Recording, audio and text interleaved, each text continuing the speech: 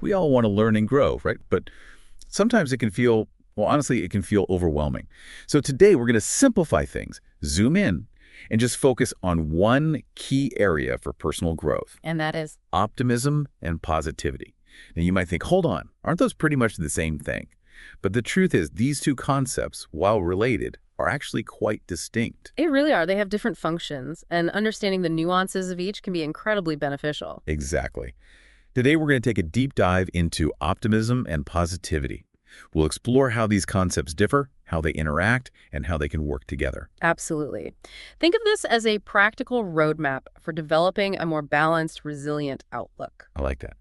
Just clear direction on how to cultivate both optimism and positivity in your life. So are you ready? I am. Let's get started. All right. First things first, what exactly is optimism? At its core, optimism is the expectation of a positive outcome. So it's about looking ahead and thinking things are going to turn out well. Precisely. It's a future-oriented perspective rooted in a sense of hope. And where does this sense of hope come from? Is it just like wishful thinking? Not quite. Optimism can stem from a variety of sources. Sometimes it's based on past experiences. We've succeeded before, so we believe we can succeed again. Like, if you've aced a tough exam in the past, you're probably going to feel more optimistic going into your next one. Exactly. And it can also come from self-confidence, a belief in our own abilities, or from a more general faith, a sense that things tend to work out for the best.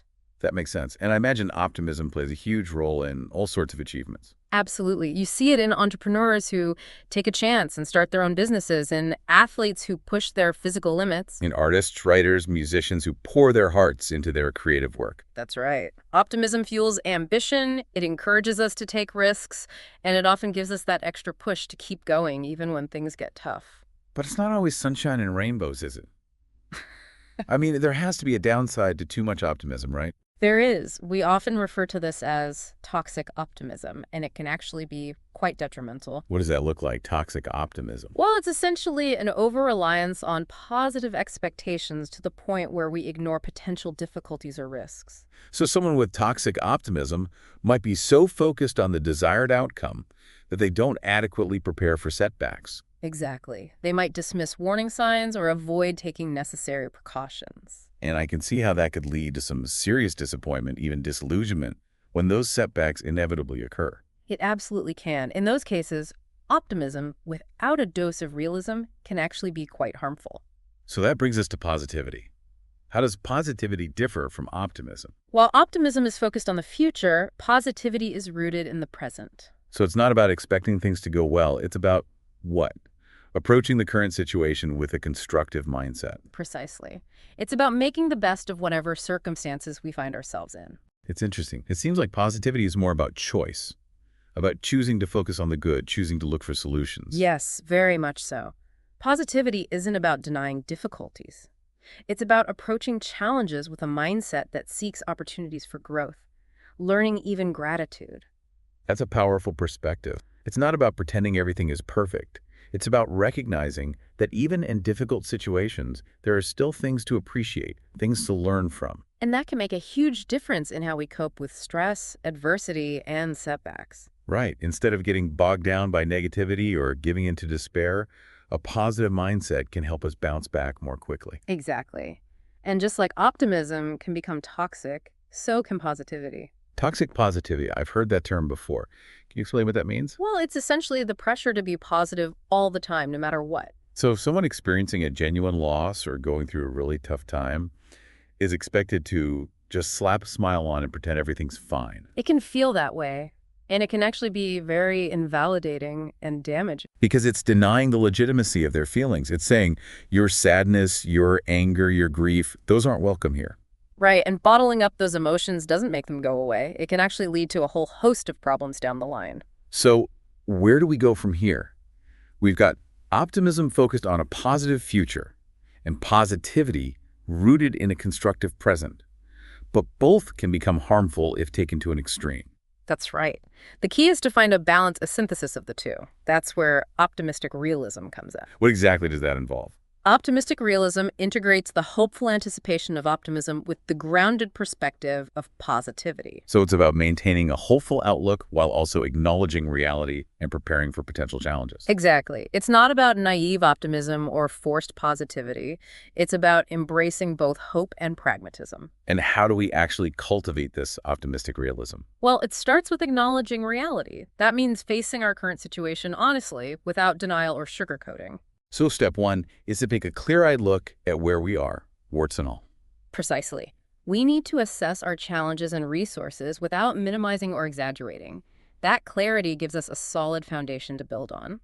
Right, because you can't effectively work towards a better future if you're not honest about where you're starting from. Absolutely. But acknowledging reality doesn't mean giving up hope. The next step is to hold on to hope, that belief in a better future, in our capacity to overcome obstacles. So we've got that balance. A realistic understanding of the present, combined with a hopeful vision for the future. What then? Then comes the action. Optimistic realism isn't passive. It requires us to take inspired action to move towards our goals. So if someone wants to write a novel, for example, they would acknowledge that it's going to be a long and challenging process. They'd accept the reality of writer's block and the need for revisions. Exactly. But they'd also hold on to the hope that they can complete the novel, that their story is worth telling. And that hope would fuel their daily writing practice. It's like a recipe. A dash of realism, a sprinkle of hope, and a whole lot of dedicated effort. That's a great analogy. And along the way, we need to embrace discomfort. Growth rarely happens within our comfort zones. So that means being willing to face challenges, to push ourselves beyond our perceived limits. It means accepting that there will be setbacks, disappointments, moments of frustration even. But instead of letting those moments derail us, we acknowledge them, learn from them, and keep moving forward. Exactly. And it's also important to practice gratitude with awareness. So not just going through the motions of saying thank you, but actually taking the time to appreciate the good things in our lives. Exactly. And that can be especially challenging when things are tough. Right. If you're going through a difficult time, it's easy to get caught up in the negativity and lose sight of the things you're grateful for. But practicing gratitude, even in those difficult moments, can be incredibly powerful. It can shift our perspective, reduce stress, and help us connect with a sense of peace, even amidst the storm. And finally, we need to stay adaptable. That's right. Life is unpredictable. Things rarely go exactly according to plan. So we need to be willing to adjust our course, to embrace the detours, to find new paths when the original one gets blocked. It's about blending that hopeful anticipation of optimism with the flexibility and resourcefulness of positivity. I think it's fascinating how the neuroscience backs this up. Mm-hmm. Optimism is linked to the prefrontal cortex, the part of the brain involved in planning and decision-making. And positivity is linked to the limbic system, which regulates our emotions. So it's not just some feel-good philosophy.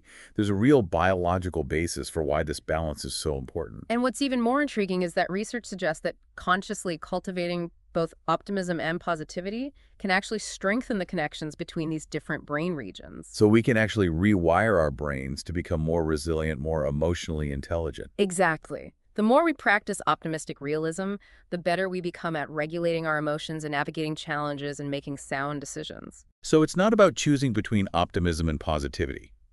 It's about recognizing that both have their strengths and weaknesses, and that the real magic happens when we find that sweet spot in the middle. That's a great way to put it. It's like the analogy of light and shadow. Optimism provides the light, the illumination of our goals and dreams. And positivity provides the grounding, the shape, the context, like the shadows that give depth and dimension to a painting. Beautiful imagery. And when we bring those two elements together, we create a more complete, more nuanced picture of reality. And that allows us to navigate life's uncertainties with more courage, more wisdom, and more inner strength. It allows us to face challenges not with naive hope or forced cheer, but with a balanced perspective that embraces both the good and the bad. And it allows us to create a more fulfilling, more meaningful life, a life that is both hopeful and grounded. A life that is both optimistic and realistic. So I'd like to leave you with a question to ponder. Are you simply expecting the best to happen? Or are you actively creating the best possible outcome given your current circumstances? That's a powerful question. One that I encourage you to reflect on as you continue your own journey of growth and self-discovery. Because in the end, it's not just about hoping for a better future. It's about taking action to make it happen. And doing so with a clear mind, a hopeful heart, and a resilient spirit. That's it for our deep dive into optimism and positivity. I hope you found it insightful and empowering. I certainly did. Until next time, be well, and remember, the power to create a brighter future lies within each of us. Thank you for tuning in to this episode of the Deep Thoughts Podcast. I hope you found insights and inspiration to take with you on your journey of self-growth. If you enjoyed the show, be sure to hit the subscribe button so you never miss an episode.